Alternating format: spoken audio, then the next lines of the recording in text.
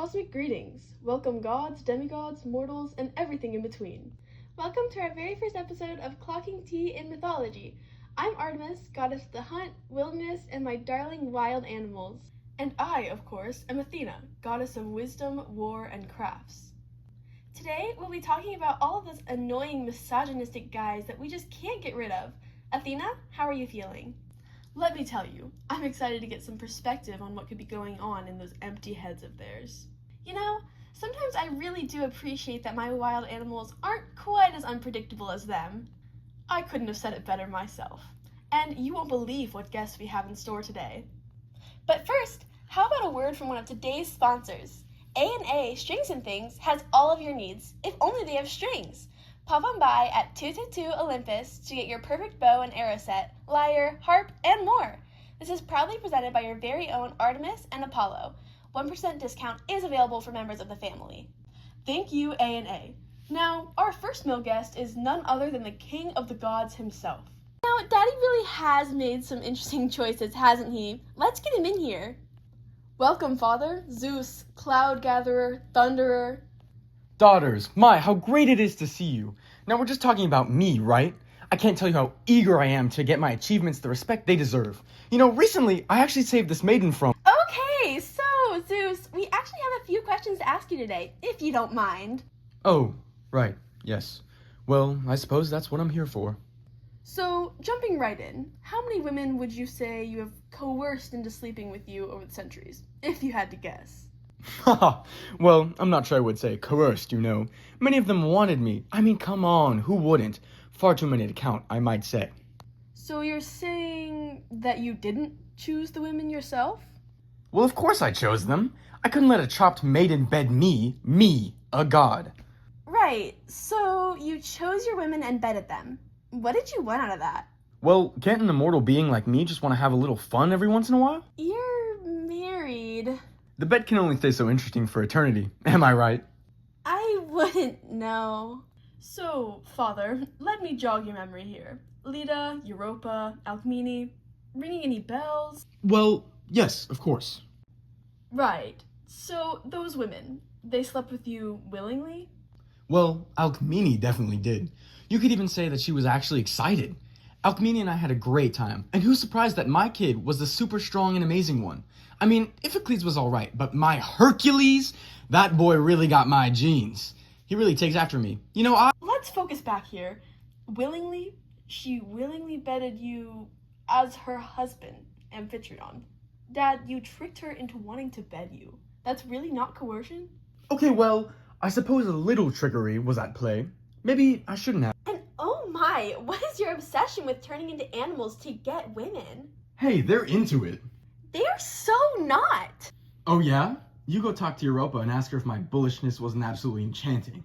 You're disgusting.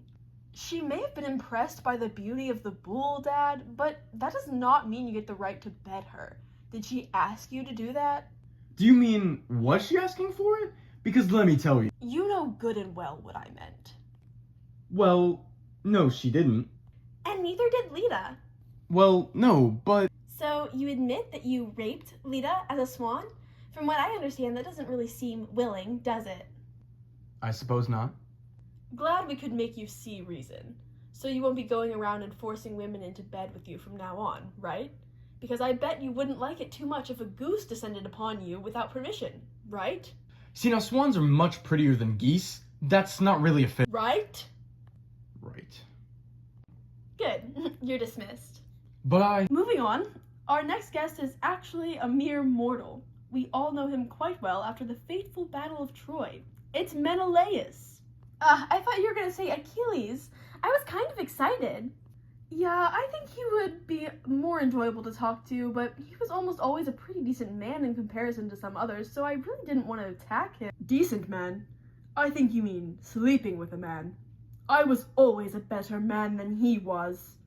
Menelaus, I actually did not miss your voice and could have gone at least another century without hearing it. So Menelaus, let's talk a little bit about Helen. Yes, what a beauty she was, but so disloyal. If I could get my hands on her, I would just... Okay, yeah, none of that. Now, remind us again what really made you fall for Helen. 'Cause she's hot? Is that a serious question? I mean, good gods, I could have the baddest girl in Greece and I only have to buy her? Sign me up. Don't even say you wouldn't want her too. No, I think I'm good. If I were Aphrodite, I would probably point out how romantic it was to go to war just for your wife. But I'm not, and that wasn't the reason for you, was it? Well, of course it was. You of all people should know that war is worth fighting. That nasty Paris took my wife, and he only got what was coming to him. Now, you know I am all for a good strategic war, but Menelaus, come on now. Was all of the destruction that you caused really in the name of your wife? There was no other motive? Well, I had wanted to defeat Troy for some time. Helen was definitely the motivation. She wasn't just the chess piece? We know that your ambition and greed is really what drove you. Do you think Helen wanted a war to be fought in her name? Well, I didn't have time to ask her. But even Athena just said it was romantic. Wow, way to twist my words there, bud.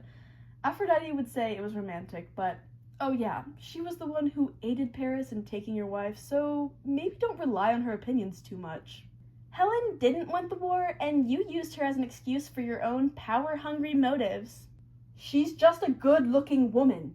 She's not good for anything else. And you're just a mediocre-looking man with a bruised ego and insecurity over where you lack. What is that supposed to... Admit it was greed that drove you. Okay, maybe it was. Troy was mine to win. Right, because you definitely would have lost without the help of Achilles. Don't you dare wound my pride with that man's... Bye-bye. Wow, what a difficult man. May we be blessed not to see him again for many centuries. I wouldn't hold your breath. There will surely be another man just like him. If only there wasn't. But moving on, our final guest is someone we know well, leader of the Argonauts and our one and only Amikanos, Jason. Hey, I can use my resources. Sorry, dude. I'm just going off of our introduction scripts here. So, Jason, let's talk a little bit about you.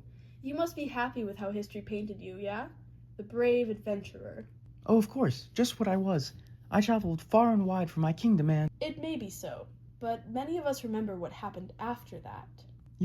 What do you mean? Surely we don't have to remind you of your own wife? And what about Medea? She was unstable and had no moderation in anything. I did what was necessary for the stability of my kingdom. You mean abandoning the devoted woman who sacrificed her family and left her own land, all for you? Was it necessary to leave her for your benefit? Didn't she already have it hard enough as a woman, let alone a foreigner? You did what was convenient for you. I had a hard choice to make. I made the one I thought was best and I was right. Just look at what she did to our children. Jason, she did that because you left her. If you hadn't, that wouldn't have happened. She did that to the children that you left, by the way. I will not be chastised for making the correct decision. No, you will be chastised for making a selfish one. Nothing strips my achievements, and that is all that matters for a hero like me. What, your achievement of getting the golden fleece with the help of the wife that you left? Your choices strip the little honor that you had. You're called Amikanos for a reason, babe. I'll find a way to prove myself. Medea was not my duty. That's too bad. Goodbye, Jason. All right, folks, that's going to be it for today. Aw, no, I was having so much fun. You really do get a rush from putting men in their place, don't you? But all good things must come to an end, and... Right, good point there, Athena. It had to come to an end, like Medea and... Jason, we're done. You're trespassing. Leave. Yeah, I think I'm ready to go now, actually. Perfect. Well, be sure to check back in next week for a new episode where we'll be inviting some of our favorite females from mythology to get a little perspective and girl talk in. Definitely looking forward to that episode. We have one more sponsor for today. Head on over to Medea's Magic Potions for some enchantingly special treats for that special or not so special someone in your life. Use code ClockThatTea for an exclusive discount. Well, I'll have to check that out myself. Anyways, I hope you all enjoyed listening and watching this week. Artemis and Athena are clocking out.